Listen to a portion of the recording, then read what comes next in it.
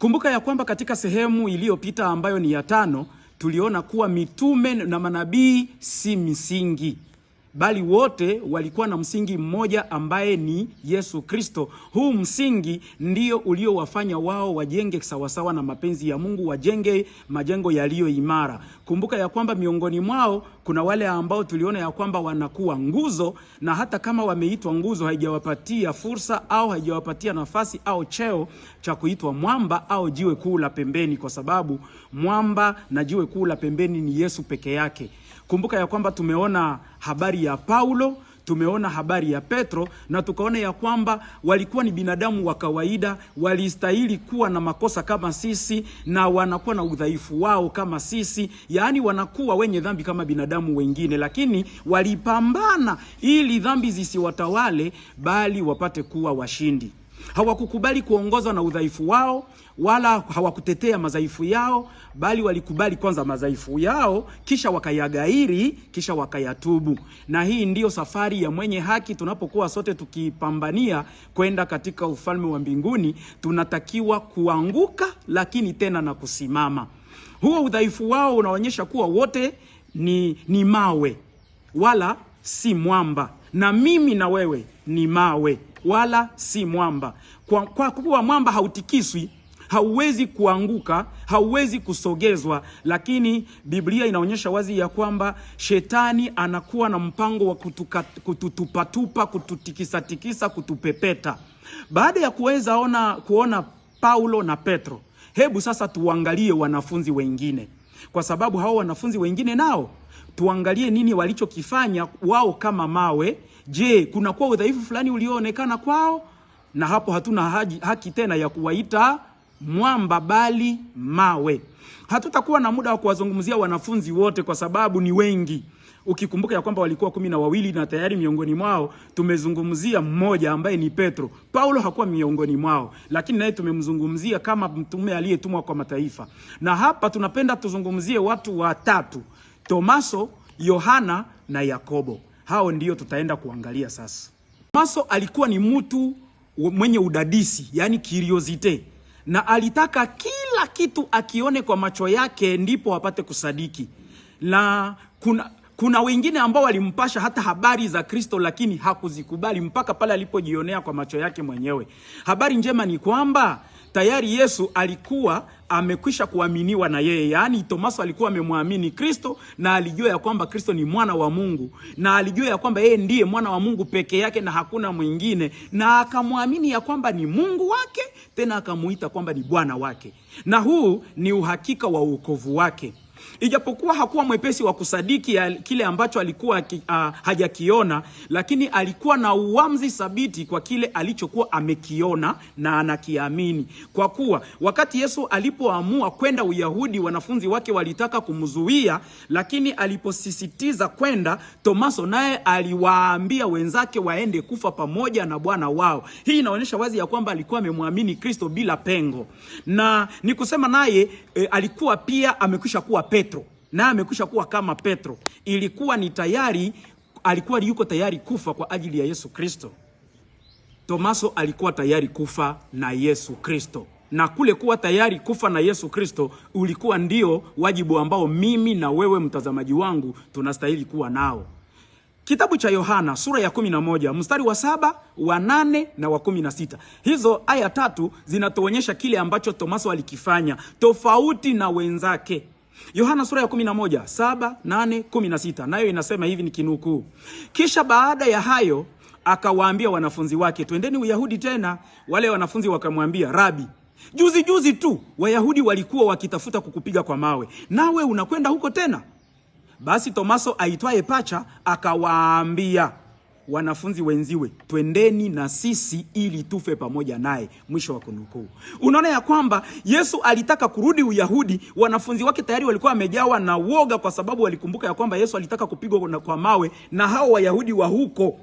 Lakini Yesu anaenda tena huko kwa sababu ni wajibu wake kutekelezwa. Sasa hao Tomaso akasema, basi kwa kuwa kiongozi anaamua kwenda, mimi na wewe twende pamoja naye.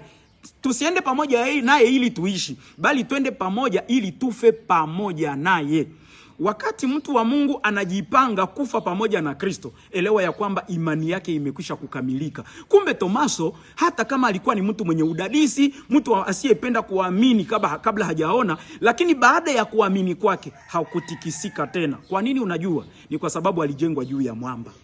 Na siku ya ufufuo wa Yesu, alitamani mwenyewe kuhakikisha kama kweli Yesu alifufuka, kweli ule anayesema ya kwamba amefika ni Yesu. Na kwa sababu nyumbani Yesu alifika na yeye hayupo. Ijapokuwa Yesu alifika na yeye hayupo, aliambiwa na wenzake ya kwamba Yesu amefika hapa na tumemuona, lakini Tomaso akasema, siwezi kuamini mpaka mwenyewe kwa macho yangu nione, na si kwamba nitaona peke yake, lakini inabidi niguse, niingize vidole vyangu kwenye makovu yake. Sasa Yesu, kwa kuwa yeye ni Mungu anayejua kinachokuwa ndani ya mawazo ya mtu, alijua kile ambacho Tomaso alikuwa amekidhamiria hata kama yeye mwenyewe hakuwepo. Kitabu cha Yohana sura ya 20 mstari wa 19, kisha tutaunganisha na mstari wa 24 hadi 29. Nayo inasema hivi: ikawa jioni siku ile ya kwanza ya juma, pale walipokuwapo wanafunzi, milango imefungwa kwa hofu ya Wayahudi, akaja Yesu akasimama katikati, akawaambia, amani iwe kwenu. Walakini mmoja wa wale thenashara au wale 12, Tomaso aitwaye Pacha, hakuwako pamoja nao alipokuja Yesu. Basi wanafunzi wengine wakamwambia, tumemwona Bwana. Akawaambia, mimi nisipoziona mikononi mwake kovu za misumari, na kutia kidole changu katika mahali pa misumari, na kutia mkono wangu katika ubavu wake, mimi sisadiki hata kidogo. Basi baada ya siku 8 wanafunzi wake walikuwamo ndani tena, Tomaso naye alikuwa pamoja nao. Akaja Yesu na milango imefungwa, akasimama katikati, akasema, amani iwe kwenu. Kisha akamwambia Tomaso, lete hapa kidole chako uitazame mikono yangu, ulete na mkono wako uutie ubavuni mwangu, wala usiwe asiamini bali aaminie. Tomaso akajibu akamwambia, Bwana wangu na Mungu wangu. Yesu akamwambia, wewe kwa kuwa umeniona umesadiki. Waheri wale wasioona wakasadiki. Mwisho wa kunukuu. Inaonekana wazi ya kwamba Tomaso kile alichokisema na Yesu hayupo, alikijua kwa kuwa yeye ni Mungu, na kile ambacho Yesu alimwambia kwa mara ya kwanza alipomuona ni kwamba, kuja hapa ili uondoe mashaka yako. Weka kidole chako kwenye ubavu wangu, weka kidole chako kwenye makovu yangu, na upate kuamini, na usiwe mtu asiamini. Uwe unaamini kabla hujaona. Unajua, ukiona si imani tena. Imani ni kuwa na hakika ya mambo yatarajiwayo, mambo yasiyoonekana, kuwa na bayana ya mambo yasiyoonekana. Hiyo ndiyo imani. Tunamfuata Yesu sisi ndio tunakuwa na imani, kwa sababu hatumuoni. Tunakubali tu kile ambacho tunaambiwa juu yake, na kisha tunakifuata na tunakiweka moyoni. Hapo tunakuwa na imani. Na huyu Tomaso aliambiwa, heri wale wasioona wakasadiki. Na wewe ninakusihi upate kusadiki kabla hujaona. Baada ya kumaliza kisa cha Tomaso aitwaye Pacha, tuangalie sasa Yohana na Yakobo. Kumbuka ya kwamba leo tutazungumzia tu katika sehemu hii ya 6 habari ya Tomaso na habari ya Yohana na Yakobo. Yohana na Yakobo hawa ni watoto wawili ambao ni watoto wa ndugu wa mtu aitwaye Zebedayo. Hawa watoto wa Zebedayo walikuwa ni wawili ambao walimfuata Kristo. Walikuja na mama yao ili kuomba tu wakae upande wa kuume na wa kushoto wa ufalme wa Yesu Kristo. Yesu atakapotawala, wao wakae mmoja upande wa kuume, mwingine upande wa kushoto. Nikana kwamba hawakuwajali wanafunzi wengine, nikana kwamba walijihisi wako peke yao duniani. Lakini hii ikawa vikwazo kwa wenzao, wakawakwaza wenzao. Hebu tuangalie kitabu cha Mathayo 20 mstari wa 20 hadi 24. Nayo inasema, ndipo mama yao wana wa Zebedayo akamwendea pamoja na wanawe, akamsujudia na kumuomba neno. Akamwambia, wataka nini? Akamwambia, agiza kwamba hawa wanangu wawili waketi, mmoja mkono wako wa kuume na mmoja mkono wako wa kushoto katika ufalme wako. Yesu akajibu akasema, hamjui mnaloliomba kabisa. Je, mwaweza kunywea kikombe nitakachokinywea mimi? Wakamwambia, twaweza. Akawaambia, hakika mtakinywea kikombe changu, lakini kuketi mkono wangu wa kuume na mkono wangu wa kushoto sina amri kuwapa, bali watapewa waliowekewa tayari na Baba yangu. Na wale 10 waliposikia waliwakasirikia wale ndugu wawili. Mwisho wa kunukuu. Unaona ya kwamba mpango ambao Yohana na Yakobo walikuwa nao ulikuwa ni kwamba wao wajihisi wako peke yao na Kristo katika ufalme wake. Na huu ni umimi, ni ubinafsi. Na huu ubinafsi tayari unaonyesha wazi ya kwamba ni udhaifu wa kiroho. Lakini hili ombi ambao wamekwisha kulitoa kwa Kristo wao wawili, Yohana na Yakobo nduguye, watoto wa Zebedayo, tena wakiwa na mama yao anakuwa kana kwamba yeye ndiye mpatanishi kati yao na Kristo. Kristo aliwapatia jina ambalo lilikuwa tofauti na lile alilolipatia Petro. Petro alikuwa anaitwa Simoni, Yesu akamuita Petro. Lakini hawa walipewa jina la Kiaramu linaloitwa Boanerge. Boanerge, jina lenye sehemu mbili ya maneno. Neno moja linaitwa bene au bene, maana yake wana, na neno lingine linaitwa regesh, yaani ngurumo. Na kwa kuwa hawa wawili walikuwa na ule umimi kama tulivyoona, hata wakataka kuwakataza watu wengine wasimujie Kristo. Na ilifikia wakati ambapo hata walikataa watu ambao wanatumia jina la Yesu Kristo. Wakatumia jina la Yesu Kristo, wanafanya miujiza, wanahubiri kwa karama walizopewa. Wakasema, kwa nini hawa watumie jina la Yesu ijapokuwa Yesu si wao, ni wetu? Angalia kitabu cha Marko, sura yake ni ya 3 mstari wa 16 na wa 17. Ninasoma hii, inasema, ninarudia, ni Marko 3 mstari wa 16 na wa 17. Nayo inasema hivi: akawaweka wale thenashara 12 na Simoni akampa jina la Petro, na Yakobo mwana wa Zebedayo na Yohana nduguye Yakobo akawapa jina la Boanerge, maana yake wana wa ngurumo. Mwisho wa kunukuu. Kuna tukio fulani ambalo lililojitokeza wakati walipomuona watu wote wa kijiji kimoja cha Samaria Yohana na Yakobo wakasikia kwamba wanawakatalia wasipite na Mwokozi wao, wasipite na Yesu. Marko anasema ya kwamba walikuwa wamepewa jina la ngurumo, wana wa ngurumo. Ukumbuke ya kwamba ni kabla ya tukio hili. Ni kwamba tukio hili lilienda kufanyika na tayari wamekwisha kupewa lile jina. Lakini Yesu alikusudia kwenda mahali fulani, sasa akataka apite katika kijiji kimoja cha Wasamaria. Wale Wasamaria wakasema, hatutaki ule Yesu wenu apite hapa. Hatutaki Myahudi apite katika makao yetu. Hatutaki Myahudi akanyange udongo wetu. Pale Yohana na Yakobo wana wa Zebedayo, wale ambao tayari wana jina la Boanerge, yani wana wa ngurumo, wakamwambia Yesu, utaturuhusu basi tuagize moto ushuke kutoka mbinguni kama alivyofanya Elia ili uwateketeze? Hawa walikuwa nao na ule msukumo wa kujilipiza kisasi kama alivyokuwa Petro, tukikumbuka namna alivyomkata sikio la kuume yule Malko, mtumwa wa kuhani mkuu.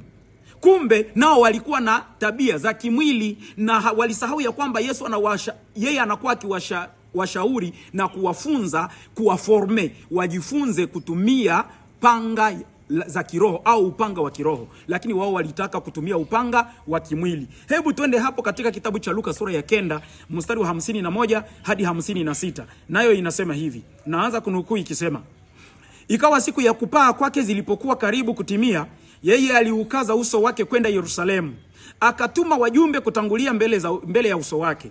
Wakaenda wakaingia katika kijiji cha Wasamaria ili kumtengenezea mahali. Lakini wenyeji hawakumkaribisha kwa vile alivyouelekeza uso wake kwenda Yerusalemu. Wanafunzi wake Yakobo na Yohana walipoona hayo walisema, Bwana, wataka tuagize moto ushuke kutoka mbinguni uwaangamize kama Elia naye alivyofanya? Akawageukia akawakanya, yani akawakataza, akasema, hamujui ni roho ya namna gani mlio nayo. Kwa maana mwana wa Adamu hakuja kuziangamiza roho za watu bali kuziokoa. Wakaondoka wakaenda mpaka kijiji kingine. Unaona ya kwamba Yesu aliwakemea. Walikuwa wanataka kujilipiza kisasi pale hivi, wanakataa wewe upite. Sasa tutawajulisha ya kwamba tuna uwezo wa kimungu, tutawashushia moto uweze kuwaangamiza. Yesu aliwakataza. Sasa tusikilizane vizuri. Huku kuitwa kuomba kwamba waangamize wa Samaria haikuwa ndio sababu ya wao kuitwa wana wa ngurumo. Sababu ya hawa watu wawili kuitwa wana wa ngurumo haikuwa kwa sababu walisema kwamba watashusha moto, kwa sababu walienda kusema kwamba watawashushia moto, huku tayari wamekwisha kupewa lile jina la kuitwa wana wa ngurumo. Lakini kulingana na matafsiri ya Martin Luther, anaonyesha wazi ya kwamba Yesu anayejua kile ambacho kinakuwa ndani ya mtu na msukumo wake, na Yesu ambaye anaona mambo ambayo yatatokea baadaye, alikuwa amekwisha kuona namna Yohana atakavyokuwa mtu mwenye juhudi na namna atakavyoandika injili yake ambayo itagusa mioyo ya watu sana na kuwajua kama vile ngurumo na kuwaonyesha uungu wa Kristo, na hasa kitabu cha Ufunuo ambacho Yohana alichokiandika kinachokuwa na uwezo na mvuto na nguvu nyingi ambayo inawatetemesha watu leo duniani kama vile ngurumo masikioni mwa wasikiaji. Kila atakayesoma kitabu cha Yohana, kila atakayesoma kitabu cha alichokiandika Yohana, yaani Ufunuo na injili yake, hata na zile barua zake 3, utaelewa ya kwamba Yohana anagusia mambo yaliyo nyeti sana katika mambo ya kiroho, hususan uungu wa Kristo. Ni Yohana peke yake ambaye anaingia katika injili yake kwa kufunua uungu wa Kristo, tofauti na waandishi wote wa injili. Na hii kuitwa mwana wa ngurumo, hata hivyo hakukumfanya yeye kuwa mwamba. Yeye alikuwa ni jiwe tu kama na sisi. Sasa Yesu baada ya ufufuko wake anatuonyesha kile ambacho ndicho kiini cha fundisho letu la leo.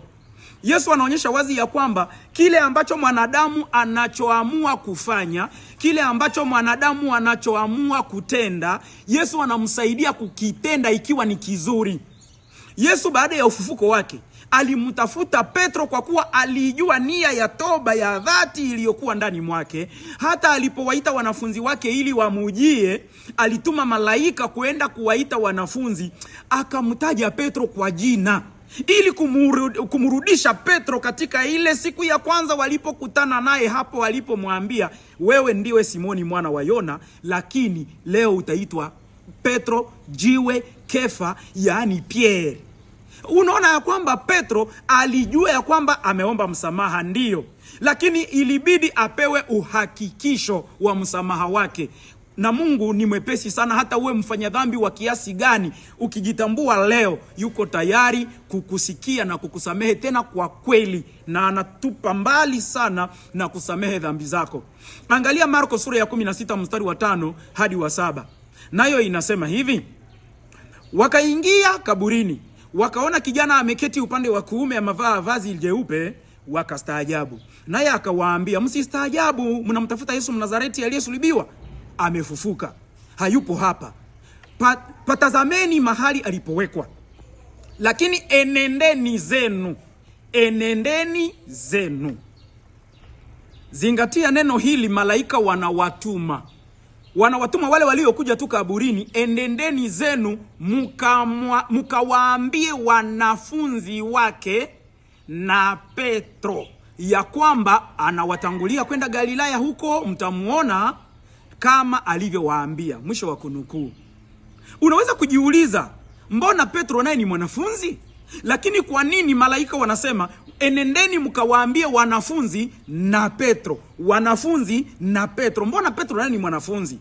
Hili lilikuwa ni jambo la kuonyesha kule kumtaja Petro kwa jina ilikuwa ni aliko la pekee kwa Petro. Yesu alitaka kumrudishia ile furaha aliyokuwa nayo hapo alipoitwa jina la Petro kwenye bahari ya Genezareti pale, namna tulivyojifunza, namna alivyopewa mamlaka ya kuweza kuwavua watu, awe mvuvi wa watu, kwa kumhakikishia kuwa alipoomba msamaha alisamehewa na kukubaliwa na Kristo. Kama hapo kwanza ilibidi na Yesu yeye mwenyewe ambaye ndiye Mungu wake, ajuaye mwanzo na mwisho wa viumbe wake kabla na bado havijatokea, alikuwa tayari amemwahidi Petro. Kumbuka jambo hili ya kwamba hata kama utaanguka, ninakuombea kusudi baada ya kuanguka kwako uje ukasimame tena, na baada ya wewe kusimama uwaimarishe na ndugu zako. Jambo hili ni la kupendeza sana. Tuangalie kitabu cha Luka sura ya 22 mstari wa 31 hadi 34. Tunanukuu ikisema, akasema, Simoni, Simoni, tazama shetani amewataka ninyi apate kuwapepeta kama vile ngano, lakini nimekuombea wewe ili imani yako isitindike, nawe utakapoongoka waimarishe ndugu zako. Akamwambia, Bwana, ni wapo pamoja nawe, mimi ni tayari kwenda gerezani hao hata kifoni. Akasema, na kuambia Petro, jogoo hata wika leo kabla wewe huja nikana mara 3 ya kuwa hunijui. Mwisho wa kunukuu. Shairi hili linatuonyesha wazi ya kwamba Yesu alimusifia Petro na kumhakikishia ya kwamba hata kama ataanguka atasimama tena. Sasa naye akataka kujidai zaidi na kumwambia Yesu, hiyo haitatokea kamwe. Kwanza mimi nitakufa hata pamoja nawe na sitakuacha kamwe. Yesu akamwambia, kwanza nikwambie utanikana mara 3. Yaani kile ambacho kilimfanya Petro aanze kujidai ya kwamba hawezi kuachana na Mungu wake ni ile kauli ya kumpatia uhakika wa wokovu wake baada hata ya kuanguka. Na kuna wengi ambao kati yetu tunaweza kujifikiria ya kwamba kwa sababu mimi nimekuwa mchungaji siwezi kuanguka tena. Kwa sababu mimi nimekuwa kiongozi wa dini siwezi kuanguka tena. Kwa sababu mimi ni mzee wa kanisa siwezi kuanguka tena. Hapana. Biblia inaonyesha wazi ya kwamba sote shetani anatutaka ili apate kutupepeta. Ahadi hii ambayo Yesu aliyompatia Petro, naye Petro naye akamtolea naye ahadi ya kwamba hata muacha tena, lakini woga ulimponza Petro. Kile kilichofanya kwamba Petro amkane Kristo si kwa sababu hampendi Kristo, bali alikuwa na imani na msukumo, lakini akashindwa kwa sababu ya woga. Ndiyo maana Yesu alipanga tena fursa ya kukutana na Petro ili kufanya mkataba upya. Na ijapokuwa siku fulani baada ya ufufuko wake Yesu, Petro na wenzake walikuwa wameenda tena kuvua samaki kama kawaida yake. Yesu alimtafuta Petro, akamfuata huko na kusaini mkataba mwingine kwa maswali kwa maswali ambayo Yesu alimpasha. Alikuwa ni maswali 3. Yesu akamtwika maswali 3 ili kumrudishia ule upya ambao aliupoteza kwa kumkana mara 3. Na haya maswali yalikuwa sawia. Na ndiyo maana Yesu akaenda naye kufanya mkataba upya. Tunasoma katika kitabu cha Yohana sura ya 21 mstari wa 1 hadi wa 19. Yohana 21:1 hadi 19, nayo inasema, baada ya hayo Yesu alijidhihirisha tena kwa wanafunzi wake penye bahari ya Tiberia, naye alijidhihirisha hivi: Simoni Petro na Tomaso aitwaye Pacha na Nathanaeli wa Kana ya Galilaya na wana wa Zebedayo na wengine 2 wa wanafunzi wake walikuwapo pamoja. Simoni Petro aliwaambia, naenda kuvua samaki. Nao wakamwambia, sisi nasi tutakwenda nawe. Basi wakaondoka wakapanda chomboni, ila usiku ule hawakupata kitu. Hata asubuhi kulipokucha, Yesu alisimama ufuoni, walakini wanafunzi hawakujua ya kuwa ni Yesu. Basi Yesu akawaambia, wanangu, mna kitoweo? Wakajibu, la. Akawaambia, litupeni jarife upande wa kuume wa chombo nanyi mtapata. Basi wakatupa, wala sasa hawakuweza kulivuta tena kwa sababu ya wingi wa samaki. Basi yule mwanafunzi ambaye Yesu alimpenda akamwambia Petro, ndiye Bwana. Naye Simoni Petro aliposikia ya kwamba ni Bwana, akajifunga vazi lake, maana alikuwa uchi, akajitupa baharini. Na hapo wanafunzi wengine wakaja katika mashua, maana hawakuwa mbali na nchi kavu, ila ujapata dhiraa 2 tu, huku wakilikokota lile jarife lenye samaki. Basi waliposhuka pwani, wakaona huko moto wa makaa, na juu yake pametiwa samaki na mkate. Yesu akawaambia, leteni hapa baadhi ya samaki mliowavua sasa hivi. Basi Simoni Petro akapanda chomboni, akalivuta jarife pwani, limejaa samaki wakubwa 153. Na ijapokuwa ni wengi namna hiyo, jarife halikupasuka. Yesu akamwambia, njoni mfungue kinywa. Wala hakuna mtu katika wale wanafunzi aliyethubutu kumuuliza, unani wewe? Wakijua ya kuwa ni Bwana. Yesu akaenda akautoa mkate, akawapa, na samaki vivyo hivyo. Hiyo ndiyo mara ya 3 ya Yesu kuonekana na wanafunzi wake baada ya kufuka kwake katika wafu. Basi walipokwisha kula, Yesu akawaambia Simoni Petro. Yesu akamwambia Simoni Petro, je, Simoni wa Yona, Simoni wa Yohana, wewe wanipenda kuliko hawa? Akamwambia, naam Bwana, wewe wajua ya kwamba nakupenda. Akamwambia, lisha wana kondoo wangu. Akamwambia tena mara ya pili, Simoni wa Yohana, wanipenda? Akamwambia, ndiyo Bwana, wewe wajua kuwa nakupenda. Akamwambia, chunga kondoo zangu. Akamwambia mara ya 3, Simoni wa Yohana, wanipenda? Petro alihuzunika kwa vile walivyomwambia mara ya 3, wanipenda?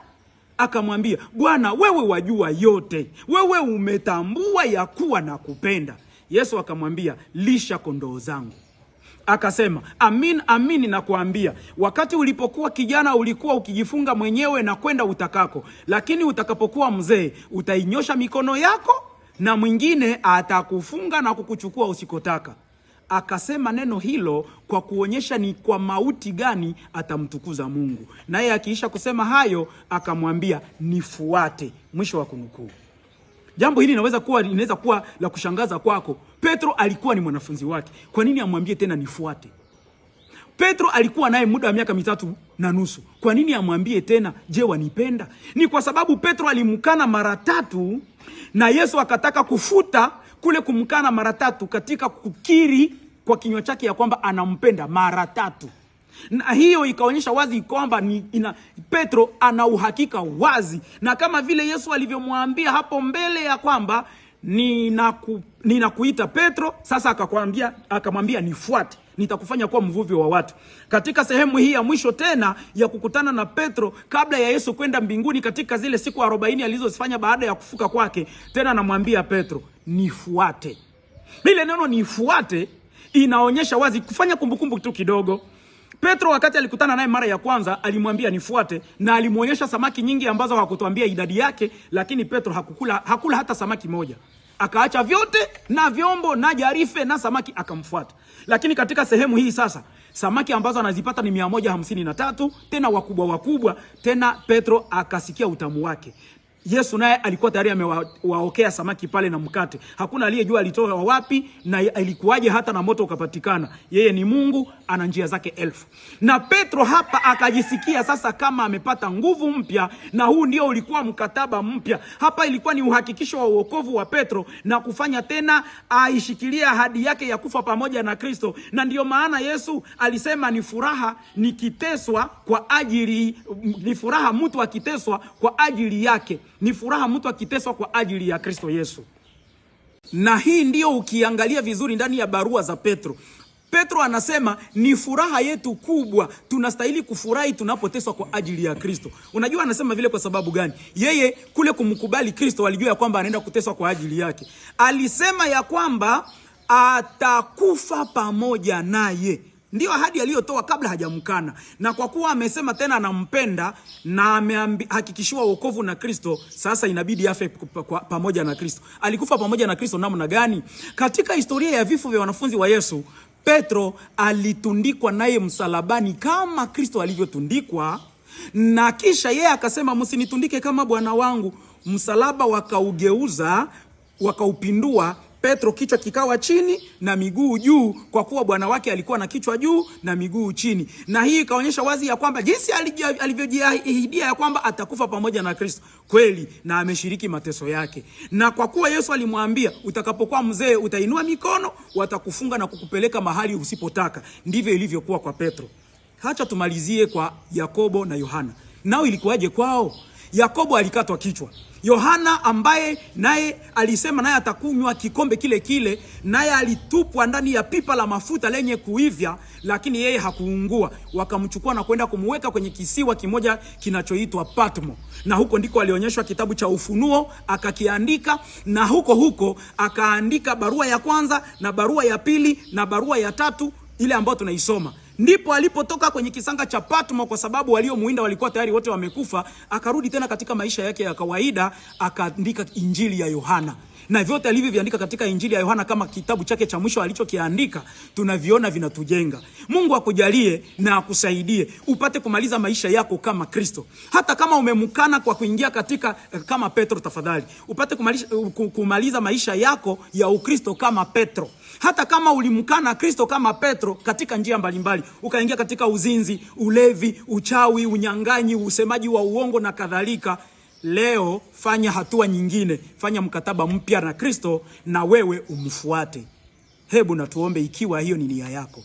Baba yetu uliye juu mbinguni, asante kutuwezesha kujua kile alichokifanya Petro kama uzoefu wa kiroho.